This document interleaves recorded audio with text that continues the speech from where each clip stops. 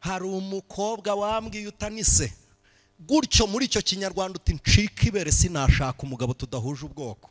Ndamwana Uwiteka azaguhire. Imana ingirira neza abona uwo bahuje izuru ariko imitima iranga. Ibi bintu mujijisha ngo ivangura amoko ryarashize dore bagize ubwoba.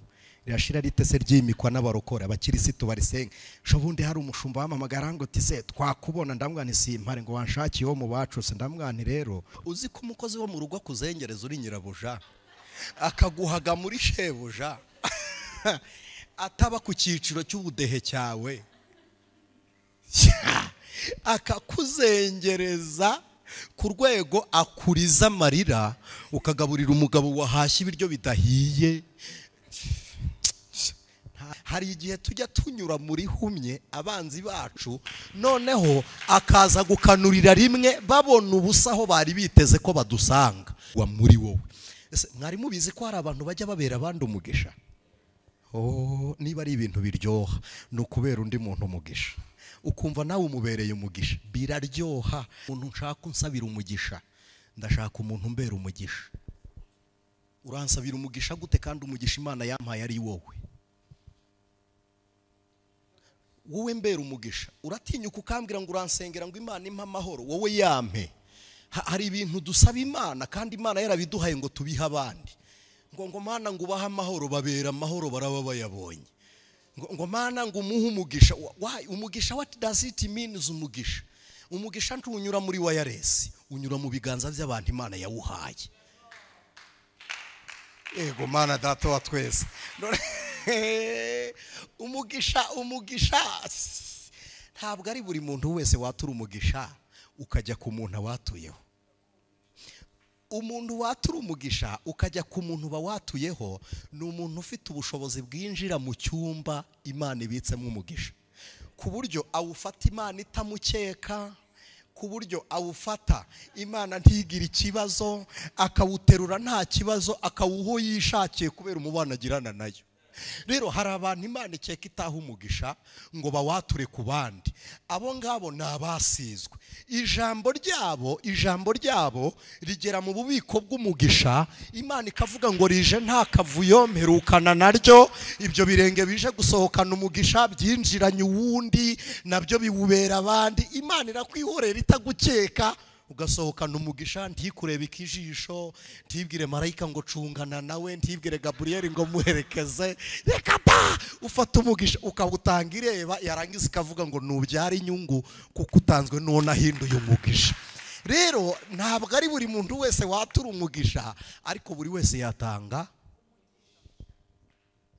Ijambo ry'umugisha ni ubutunzi butagirwa na buri wese, ariko ibikorwa by'umugisha ni ubutunzi bunyura no mu maboko y'abatagira umugisha, ariko bwasohoka mu biganza byabo bikaba umugisha. Ntago mubizi ko ni ukuri ndakababwira neza kandi mukumve. Nta muntu wari waguha hama akagucyurira. None se wagize ngo ni umunyamugisha kandi yaraguhaye? Yari afite umugisha wamunyuzeho. Noneho umaze kukugeraho yumva ibiganza byambuye ubusa, yumva yakigarurira ibyo yaguhaye. Muzi iki Imana ibikoze? Iteza icyitwa urukundo runyagisha. Akagukunda agaterura ibyo afite akabiguha, yamara kubiguha agahita yumva kurakariye.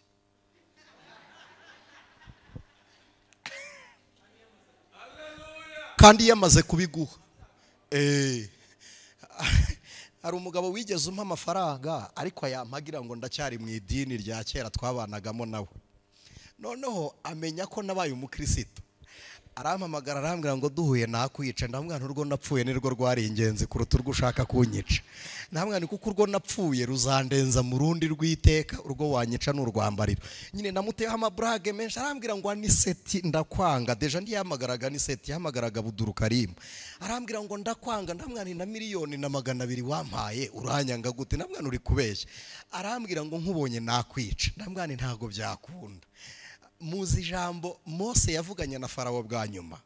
Farawo yaramubwiye ngo irinde ntuzongere kunci ryera kuko umunsi wanciye ryera no gupfa uzapfa. Mose aramubwira ngo ni ukuri nanjye sinzongera kuguca ryera. Ubivuze ukuri. Ni iki gitumye amubwira gutyo? Nta gahunda afite yo kuguma arebana na Farawo, afite gahunda yo kwigendera.